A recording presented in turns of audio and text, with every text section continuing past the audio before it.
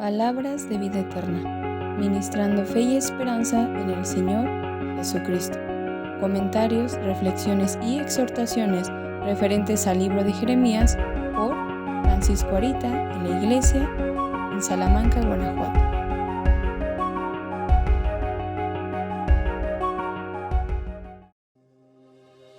Dos son los males. El primero, como ya vimos, es dejarlo a él, y el segundo es la razón del por qué lo dejaron, por cavar para sí cisternas rotas que no detienen aguas. Despreciar una mansión y amar una pocilga es una verdadera locura por donde se le quiera ver. No hay justificación ni razonamiento válido para tal acción. Traslademos un poco de este pensamiento a nuestro contexto. Nosotros no adoramos a un dios asirio o un ídolo egipcio, o al menos eso quiero pensar. Pero hay que reconocer que hay cosas incluso dentro de nosotros que las tomamos más importantes que Dios. ¿Cómo crees?, me dirá más de alguno. Cualquiera puede decir que ama a Dios. Un católico empedernido de hueso colorado o un devoto testigo de Jehová lo pueden decir. Muchos que claman ser salvos por la sangre de Cristo aún lo dicen y lo repiten hasta el cansancio. Eso desafortunadamente no es prueba de nada. Lo que más hablas, lo que más buscas, lo que más anhelas en tu diario vivir, eso es lo que eres, eso es lo que te llena.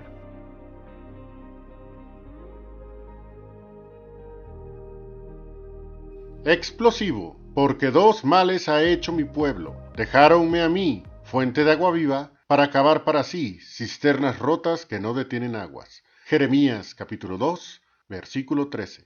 Puede ser muy fácil llamar la atención de medio mundo, aunque no necesariamente se obtenga el resultado que en un principio se pensó. Si alguno conoce la historia de cómo ha sido el cristianismo en San Juan Chamula, en Chiapas, aquí en México, sabrá que es por mucho una de las regiones del país más hostiles al Evangelio. Se han documentado verdaderas historias de terror contra nuestros hermanos chiapanecos por no seguir los usos y costumbres de la región, e incluso después de vejados, abusados y torturados, los sobrevivientes son obligados a dejar sus tierras, y existe información de que se han creado nuevos municipios en el estado formados por esas personas desplazadas.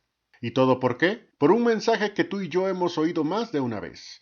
Cristo vino a dar vida, y vida en abundancia. Sin embargo, como lo sabemos muy bien, el Evangelio es una palabra que en todos lados es contradicha y que para varios representa un cambio tan radical que incluso, por seguir a Cristo, padecen toda suerte de atropellos y peligros de muerte. Todo esto, por supuesto que Dios lo sabe, y aun cuando para muchos es un mudo testigo que no mueve un dedo para detener las atrocidades de este mundo, sabemos perfectamente que Él no tendrá al culpable por inocente, y un día que Él ya tiene determinado, juzgará todas estas cosas. ¿Y quién osará decirle que está mal en lo que hace? Todos callaremos ante la inmensa justicia que mostrará su majestad en las alturas. Jeremías trajo un mensaje bastante explosivo a su pueblo, y aun sabiendo las consecuencias de sus duras palabras, no cayó, pues muchas veces se necesita escuchar lo que nadie quiere oír. Analicemos un poco el versículo que tomé de referencia, Jeremías capítulo 2, versículo 13. Porque dos males ha hecho mi pueblo, dejáronme a mí, fuente de agua viva, por cavar para sí cisternas rotas que no detienen aguas. ¿Cuáles son esos dos males por los cuales Dios reclama con tan alta voz? El primero de ellos y el más importante. Dejáronme a mí, fuente de agua viva. Vean lo terrible de este hecho. Estaban con Él y nada les faltaba. No necesitaban ser muy fuertes, pues Dios mismo era su fortaleza. Es más, Él mismo les hace recordar los sucesos pasados. Jeremías capítulo 2, versículo 3. Santidad era Israel a Jehová, primicias de sus nuevos frutos. Todos los que devoran pecarán. Mal vendrá sobre ellos, dice Jehová. ¿Qué pudo hacer Egipto ante Moisés y aquel pueblo? ¿Qué pudieron hacer los cananeos ante Josué y Caleb? ¿Qué pudieron hacer los filisteos ante las intercesiones de Samuel o las batallas de David? ¡Qué gente tan olvidadiza! Pero ¿qué digo? ¿No somos nosotros parecidos de algún modo? Desde luego, y por eso es que necesitamos ser recordados lo amargo que es dejar a Dios y lo terrible que es siquiera pensar en eso. ¿Por qué dejarlo? ¿Qué es lo que ha hecho para que merezca semejante desprecio? Jeremías capítulo 2, versículo 5. Así dijo Jehová: ¿Qué maldad hallaron en mí vuestros padres, que se alejaron de mí y se fueron tras la vanidad y tornáronse vanos? ¿Hay algo en él que sea decepcionante? Puedo entender que hay cosas que yo tengo que pueda decepcionar a mi esposa o a mis hijos, pero Dios, ¿qué malo hay en él? A través de los años, más de alguno hemos visto cómo gente que un día confesó que Cristo era el dueño de sus vidas, el día de hoy ya no están. Incluso no solo han vuelto atrás, sino que realizan prácticas ya sea religioso-paganas, digo yo, como Navidad, Halloween, etc., o algún tipo de desenfreno o un cambio radical en su forma de hablar o de vivir. Pareciera que siendo cristianos vivían como atados y sufrientes religiosos que se les quitó una losa de encima. Pueden tener múltiples pretextos para tales comportamientos, y muchos de ellos están dirigidos hacia personas que de una u otra manera los decepcionaron, aunque solo son pretextos. Bueno, tal vez sea verdad, pero el problema es con una persona, no con Dios. ¿El que tiene que ver con nuestros infantiles desacuerdos? Es curioso que lo primero que suele venir a la cabeza es alejarse de Dios y no asistir a la iglesia, ni querer saber nada del cristianismo. Otra vez, ¿qué de malo hay en Dios para tomar tales decisiones? Que yo sepa, antes de venir a Cristo, mi vida era todo menos feliz. No había esperanza y la soledad y angustia dormían conmigo por las noches. El pecado estaba a la puerta y no me importaba estar fuera de esa cloaca. Tal como esclavo hebreo en Egipto, debía primero satisfacer los deseos del Dios de este siglo, un faraón inmisericordia, y ver si había algo de alegría para mi vida después, lo cual, por supuesto, nunca se presentaba. Acuérdate cuando estabas lejos de él. Recuerda la podredumbre y aflicción que tenías. ¿Es mejor que lo que tienes con él el día de hoy? Jeremías capítulo 2, versículos 6 y 7. Y no dijeron, ¿dónde está Jehová, que nos hizo subir de tierra de Egipto, que nos hizo andar por el desierto, por una tierra desierta y despoblada, por tierra seca y de sombra de muerte, por una tierra por la cual no pasó varón, ni allí habitó hombre? Y os metí en tierra de Carmelo, para que comiese su fruto y su bien, mas entrasteis y contaminasteis mi tierra, e hiciste mi heredad abominable. Es cierto, con él ya nuestra vida no es igual.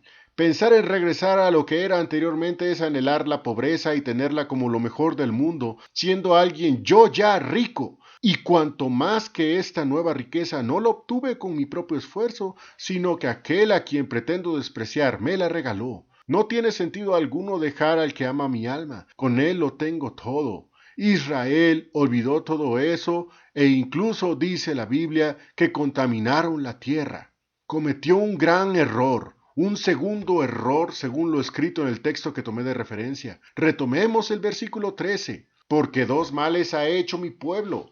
Dejáronme a mí, fuente de agua viva, por cavar para sí cisternas, cisternas rotas que no detienen aguas. Dos son los males. El primero, como ya vimos, es dejarlo a él, y el segundo es la razón del por qué lo dejaron, por cavar para sí cisternas, cisternas rotas que no detienen aguas.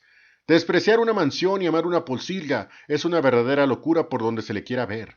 No hay justificación ni razonamiento válido para tal acción. Traslademos un poco de este pensamiento a nuestro contexto. Nosotros no adoramos a un dios asirio o un ídolo egipcio, o al menos eso quiero pensar. Pero hay que reconocer que hay cosas incluso dentro de nosotros que las tomamos más importantes que Dios. ¿Cómo crees?, me dirá más de alguno. Cualquiera puede decir que ama a Dios. Un católico empedernido de hueso colorado o un devoto testigo de Jehová lo pueden decir. Muchos que claman ser salvos por la sangre de Cristo aún lo dicen y lo repiten hasta el cansancio. Eso desafortunadamente no es prueba de nada. Lo que más hablas, lo que más buscas, lo que más anhelas en tu diario vivir, eso es lo que eres, eso es lo que te llena. Hay quienes trabajan todo el día motivados por las ganancias que puedan tener por ello. Otros estudian hasta llegar al borde de sus capacidades solo por sentirse intelectualmente superiores a los demás. Algunos más, no pocos, invierten su tiempo en varias cosas que nada tienen que ver con Dios, y aunque en esencia no son malas, ¿cuándo tendrá Dios el primado en sus vidas?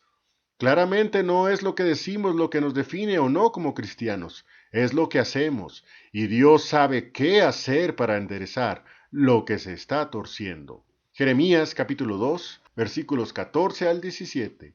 ¿Es Israel siervo? ¿Es esclavo? ¿Por qué ha sido dado en presa?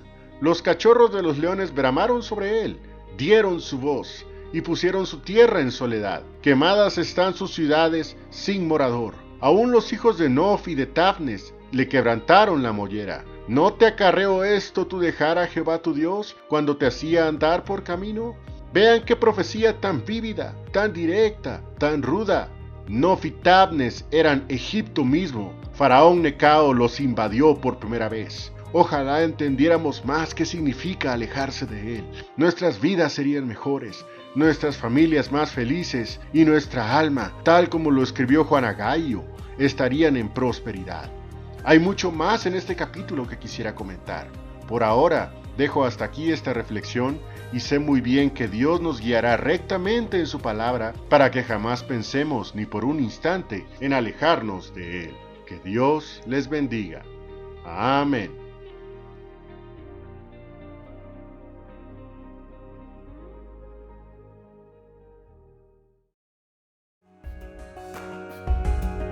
Y bueno, esperamos que este video haya sido de edificación y exhortación. Y si te fue de bendición, compártelo. Palabras de vida eterna, ministrando fe y esperanza en el Señor Jesucristo.